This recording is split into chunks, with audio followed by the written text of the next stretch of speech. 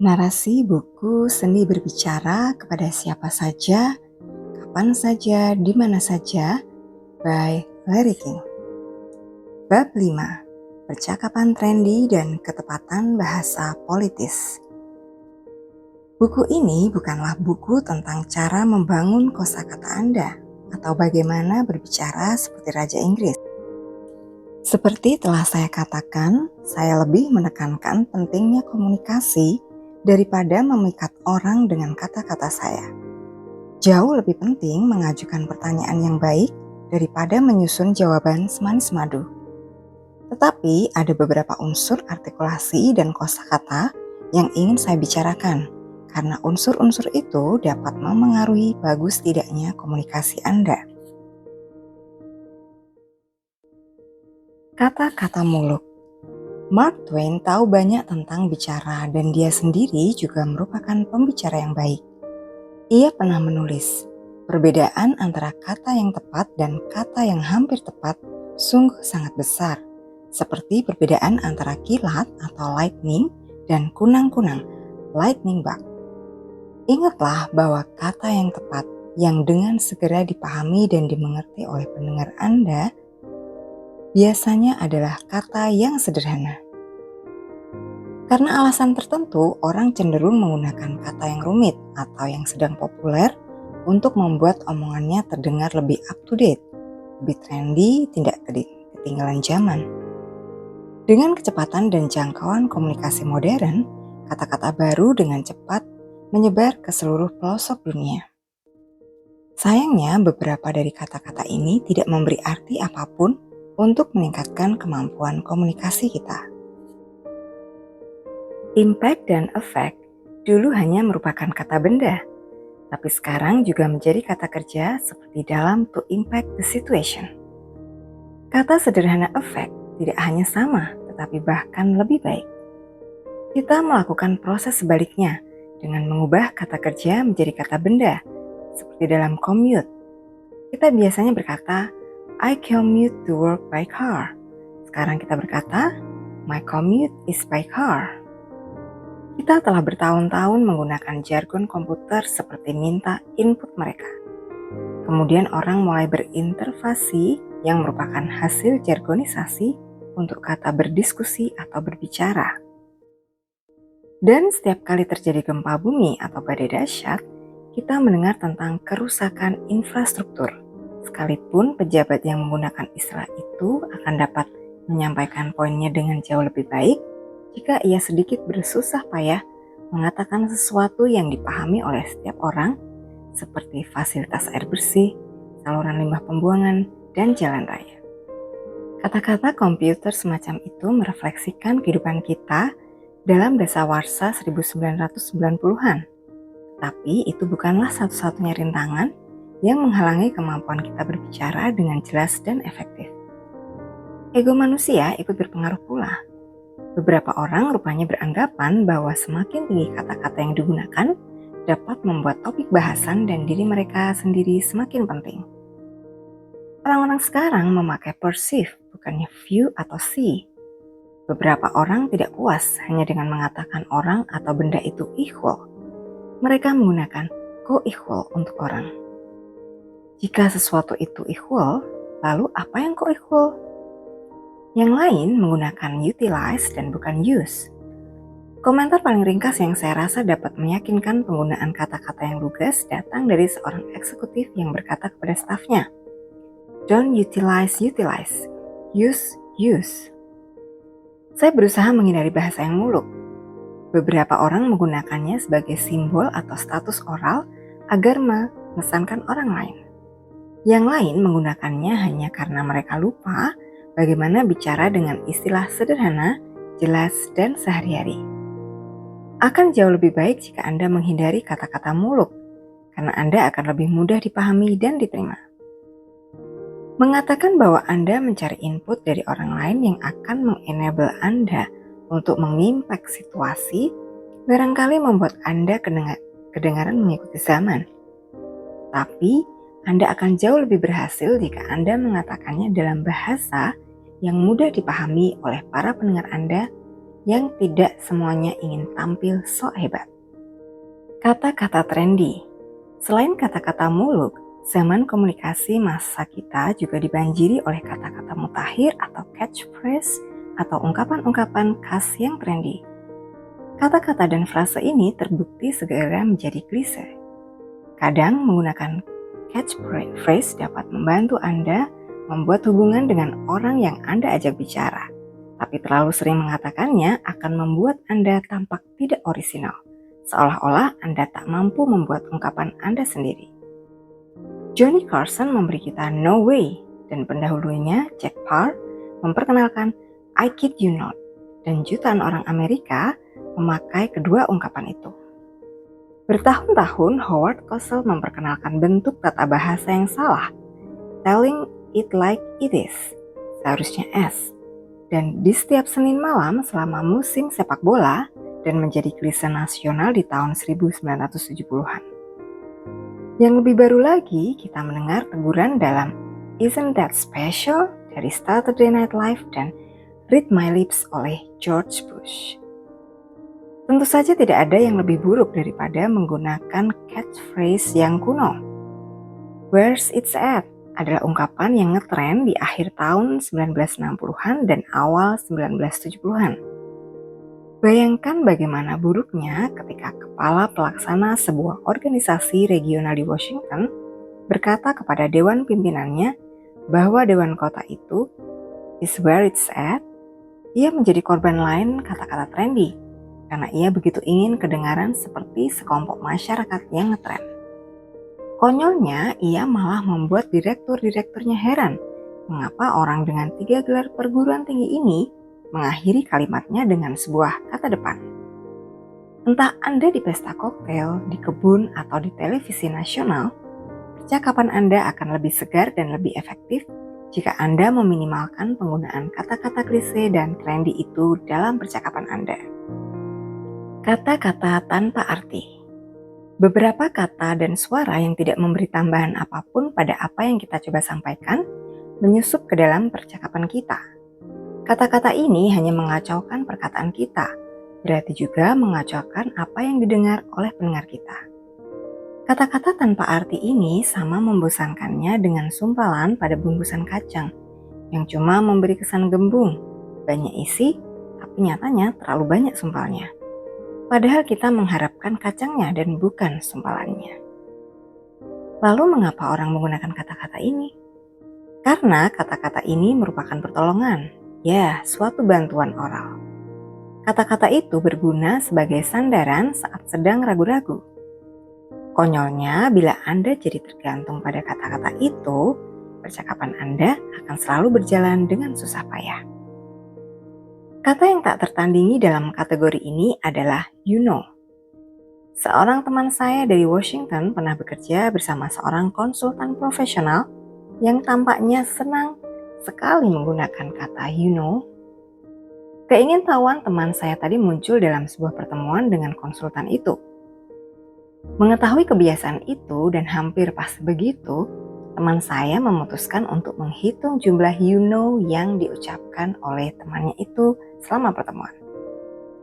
Pertemuan berakhir dalam 20 menit dan konsultan itu mengatakan "you know" sebanyak 91 kali. Wow. Jadi dalam 1 menit, kata-kata itu muncul 4,5 kali. Saya tidak tahu mana yang lebih hebat, mengatakan "you know" 91 kali dalam waktu sesingkat itu, atau menyelenggarakan pertemuan di Washington yang berakhir hanya dalam 20 menit. Lucu memang jika Anda memikirkannya sedemikian, tetapi pertimbangkanlah sisi seriusnya. Kehidupan konsultan itu tergantung pada efektivitas komunikasinya dengan orang lain. Tapi ia malah mengucapkan kata-kata tak berguna yang jadi begitu menonjol, sehingga orang akan lebih memerhatikan "you know"-nya itu daripada apa yang dikatakan di antaranya. Berapa lama lagi sampai ia kehilangan pekerjaannya karena masalah ini? Popularitas "you know" sekarang tersaingi oleh "basically", seperti dalam "well, basically". Jika Anda menyaksikan berita sore di televisi beberapa hari mendatang, perhatikan berapa kali Anda mendengar jawaban yang dimulai dengan kata-kata itu. Bila Anda mengerti arti kata-kata itu dalam jawaban pembicara tersebut, hubungilah Guinness Book of World Records. Basically sering muncul juga dalam percakapan, biasanya sebagai kata yang meluncur begitu saja hanya karena kebiasaan. Kadang berguna untuk memancing pertanyaan menarik seperti suatu kali dalam berita, ketika saya mendengar seorang petugas polisi menjelaskan bahwa pelaku kejahatan masuk ke rumah karena pintu dibiarkan basically open. Tidakkah itu seperti basically pregnant? Entah pintu terbuka atau tidak ada yang basically tentang hal itu.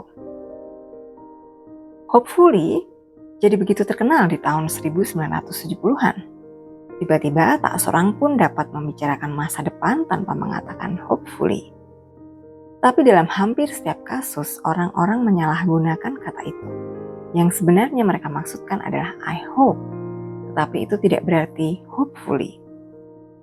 Kalau Anda berkata hopefully the meeting will be held on Thursday, Anda sebenarnya mengatakan bahwa pertemuan akan diselenggarakan pada hari Kamis dalam suasana penuh harapan.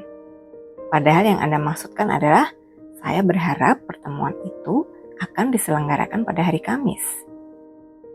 Whatever adalah kata kosong lainnya yang biasanya tidak mempunyai arti pada ucapan Anda. Seperti dalam, when you called me, I was out shopping or whatever. I thought it would be nice this weekend if we went to the beach or whatever. Then I have to finish these letters or whatever. Kata tanpa arti lain yang menyebar bagaikan jamur pada tahun 1960-an dan sampai sekarang adalah like. Orang-orang akan menertawakan anak-anak kecil karena memulai setiap ucapan dengan like you know. Tapi sekarang Anda bisa mendengar semua orang mengucapkan I saw him like last Tuesday. Itu bukan like Selasa kemarin. Itu benar-benar Selasa kemarin. Kalau Anda tidak ingin kedengaran seperti pertunjukan ekstra dari Woodstock, bagaimanapun hindarilah penggunaan kata-kata seperti itu. Apapun yang Anda bicarakan, cobalah menghindari kata-kata tanpa arti seperti itu dalam percakapan Anda. Masih ada lagi bunyi-bunyi lain yang menyusup ke dalam pembicaraan kita kalau kita tidak hati-hati. Khususnya 2 macam. Anda segera mengetahuinya. Cobalah mengucapkannya sesering mungkin dalam percakapan Anda, dan orang-orang akan menganggap Anda tidak mampu bicara seperti umumnya kita. Menghentikan kebiasaan buruk dalam berpidato. Bagaimana Anda melatih diri sendiri untuk menghilangkan kebiasaan-kebiasaan ini? Sebagaimana dengan kebiasaan apapun, Anda perlu kedisiplinan untuk menghilangkan kebiasaan buruk dalam pidato. Cobalah ketiga teknik berikut ini. Pertama, dengarkan saat Anda sendiri berbicara. Memerhatikan kata-kata yang keluar dari mulut Anda merupakan cara yang sangat efektif. Anda akan mengetahui bagaimana Anda mulai, berhenti, dan mundur, dan berapa banyak kata menghambat pembicaraan Anda. Itu saja dapat membuat pidato Anda lebih lancar. Kedua, pikirkan sebelumnya apa yang akan Anda katakan. Saya tahu itu kedengarannya sudah jelas, tapi kalau kita cari alasannya, kenapa Anda mengucapkan kata tanpa makna adalah karena Anda sudah masuk ke pertengahan kalimat dan tidak tahu bagaimana dapat menyelesaikannya. Saya tidak mengatakan bahwa Anda harus membayangkan keseluruhan pidato Anda dalam benak Anda sebelum membuka mulut. Tetapi hendaknya Anda dapat merencanakan kalimat kedua di dalam pikiran, selagi Anda mengucapkan kalimat pertama, dan begitu seterusnya. Meski kelihatannya sulit, cobalah saja, Anda akan tahu bahwa itu mudah. Otak mempunyai kapasitas besar yang memungkinkan kita melakukan 2 hal sekaligus. Dengan sedikit latihan, Anda akan menjadi terbiasa. Ketiga, carilah seorang pemantau pidato untuk mendengarkan percakapan Anda dan mengingatkan Anda jika Anda menggunakan kata-kata tanpa arti atau kata-kata klise. Ini bisa sangat efektif. Mintalah pasangan Anda, teman baik Anda, atau barangkali teman kerja Anda untuk menghentikan Anda. Mereka dapat mengatakan stop atau hope setiap kali Anda menggunakan kata atau frase seperti itu. Pemantau Anda hendaknya orang yang bersama Anda paling tidak selama beberapa jam dalam sehari. Tampaknya menjengkelkan, memang begitulah semestinya. Saya jamin setelah beberapa hari penguatan negatif ini, Anda secara otomatis akan menganyang kata-kata itu. Tapi lakukan satu persatu. Setiap kali hilangkan satu kata atau satu frase. Kalau lebih dari satu sisipan ungkapan tanpa makna atau kata klise yang harus dihilangkan, lakukanlah satu persatu. Kalau tidak, Anda akan sangat sering dihentikan, sehingga nyawa pemantau Anda bisa dalam bahaya. Kata-kata yang hilang. Dalam beberapa kasus, orang lebih memilih sedikit kata daripada banyak kata, seperti yang dilakukan oleh para penyiar berita atau olahraga. Mereka senang menghilangkan kata kerja dalam kalimat mereka, meskipun praktik ini mengubah arti dari apa yang mereka katakan. Kalau seorang penyiar basket berkata, Patrick Ewing fouled on the play, itu biasanya berarti Ewing was fouled. Ewing dicurangi, tetapi yang diucapkannya berarti Ewing committed the foul, atau Ewing melakukan kecurangan. Mengapa tidak mengatakannya dengan cara yang umum? Reporter dan penyiar berita sore sering melakukan hal yang sama karena kebiasaan menghilangkan kata kerja dari apa yang mereka katakan pada kita. Barangkali mereka beranggapan bahwa hal itu membuat ucapan mereka jadi lebih menarik, seolah-olah kalimatnya begitu mendesak sampai mereka tak sempat menggunakan kata kerja. Tetapi sebenarnya itu hanya merupakan bentuk lain dari kata-kata trendy yang menyebabkan ujaran kita tidak efektif. Jika Anda tetap menganggap semua kebiasaan ini tidak apa-apa, bahwa cara apapun yang digunakan boleh saja, cobalah berlatih dalam hati. Seperti yang kadang saya lakukan sebagai hiburan. Saya membayangkan bagaimana pidato-pidato besar jika diucapkan oleh pembicara-pembicara sekarang. Perhatikan kalimat-kalimat klasik tanpa kata kerja ini. 407 years ago, our forefathers bringing forth a new nation. By Abraham Lincoln. I know not what course others might take, but as for me, liberty or death. Patrick Henry. Atau pidato pelantikan yang penuh sisipan tak berguna ini. Basically, ask not what your country can do for you, but what you can do for your country. By John F. Kennedy. Atau modernisasi Florence King dalam Gone with the Wind. Frankly, my dear, it doesn't impact me. Ketepatan bahasa politis. Banyak yang telah dikatakan orang tentang ketepatan bahasa politis, dan ini telah menimbulkan banyak histeria sampai saya nyaris tak ingin menggunakan istilah itu.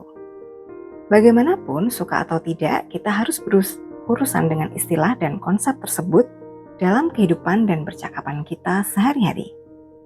Ini muncul dari fakta bahwa sekarang golongan tertentu seperti kaum wanita dan minoritas yang tidak mempunyai akses ke kekuasaan kini bersuara lantang menuntut hak-hak mereka.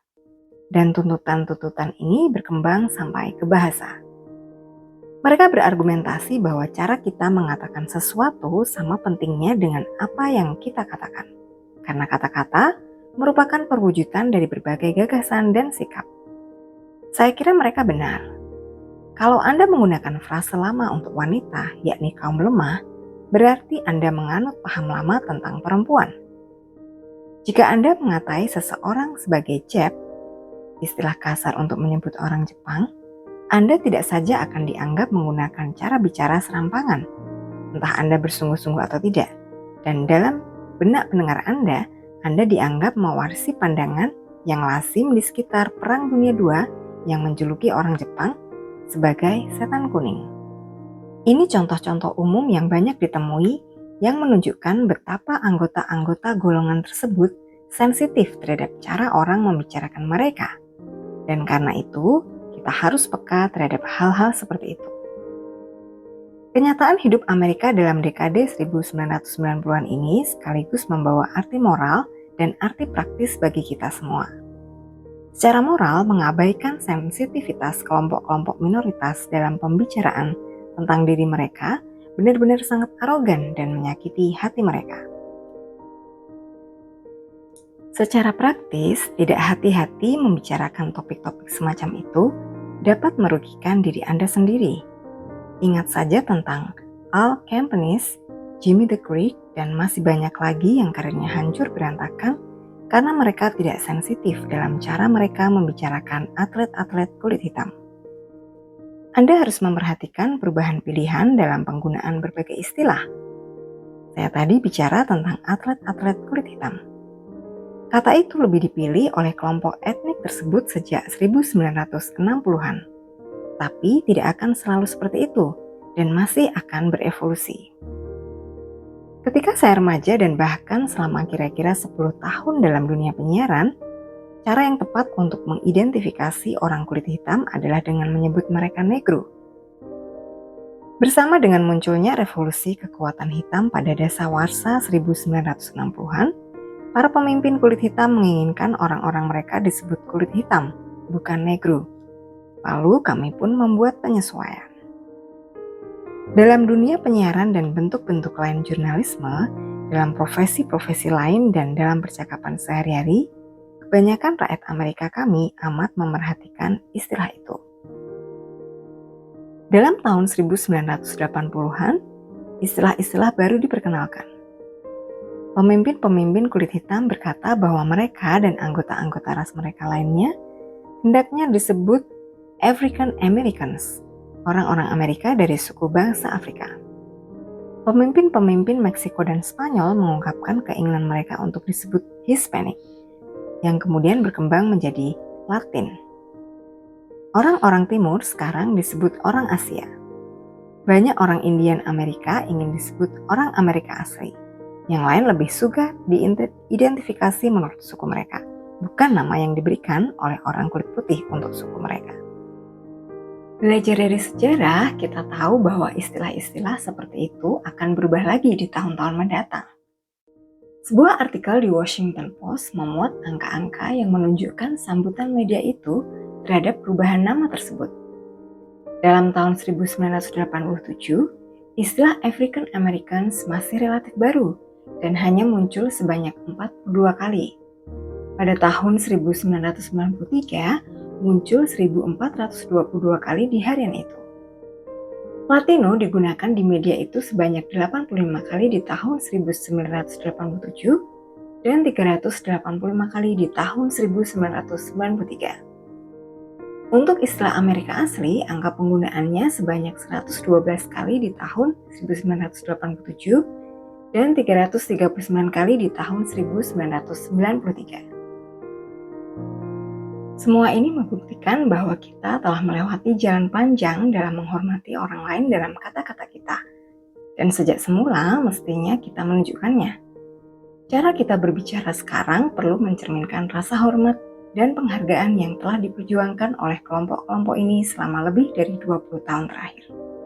Di lain pihak, saya juga bertanya-tanya, adakah garis pemisah yang tegas antara respek dan paranoia? Apakah kita harus mulai meninggalkan akal sehat dan keadilan dan ikutan jadi bodoh jika dibilang bahwa kita tidak dapat menyebut wanita ladies sebagai suatu kelompok lagi dengan alasan bahwa tidak semua wanita adalah ladies? Di tahun 1994 ada seorang editor majalah, dia seorang wanita bukan lady, menyatakan hal itu kepada rekan editornya. Kalau kita mengikuti logikanya, masihkah kita dapat mengatakan rekan editor? Anda mengundang resiko jika memuji seorang wanita di kantor Anda atas pakaiannya. Dulu Anda biasanya dapat mengatakan, kamu tampak cantik dengan pakaian itu. Atau, gaun itu sangat bagus untukmu. Sekarang sebaiknya Anda membatasi pujian Anda dengan pakaianmu bagus. Gampang bukan? Tapi aman dan konon lebih sopan. Itulah yang penting sekarang ini. Aman. Kapan saat terakhir Anda melihat seorang pria yang dulu kita sebut boys berkata kepada seorang wanita yang dulu kita sebut girls bahwa ia mempunyai tubuh indah atau kaki yang cantik? Kini sudah jarang. Tetapi sebaliknya, sekarang Anda dapat bertanya kepadanya apakah ia membawa kondom di dalam dompetnya. Di Amerika tidak masalah hal itu Anda tanyakan. Jadi, apa yang dulu dianggap ofensif, sekarang dapat diterima. Dan apa yang dulu dapat diterima, sekarang dianggap ofensif. Kini kita seperti Raja Siam yang meratapi kebingungannya dalam The King and I. Dulu apa yang begitu ya begitu, apa yang tidak ya tidak. Tapi sekarang membingungkan. Tentu saja sekarang pun menganggap lucu aksen raja secara politis dapat dianggap salah. Tetapi apa yang salah dengan humor etnis yang baik? Adakah yang lebih lucu dari humor Yahudi, asalkan tidak berdasarkan ejekan atau fanatisme? Atau humor Irlandia? Atau Italia? Atau kulit hitam? Pelawak-pelawak besar seperti Myron Cohen, Sam Levinson, dan Jackie Gleason akan kesulitan mencari uang sekarang. Richard Pryor merilis albumnya That Niger's Crazy tepat waktu. Kalau sekarang, ia tidak akan dapat menemukan perusahaan rekaman yang mau memproduksinya. Itulah bahayanya terlalu memberi tekanan pada ketepatan bahasa politis. Memang perlu rasa hormat, tapi jangan juga sampai paranoid. Jangan terlalu khawatir akan dianggap menyerang orang lain sampai kita kehilangan kemampuan membedakan antara respek dan paranoia.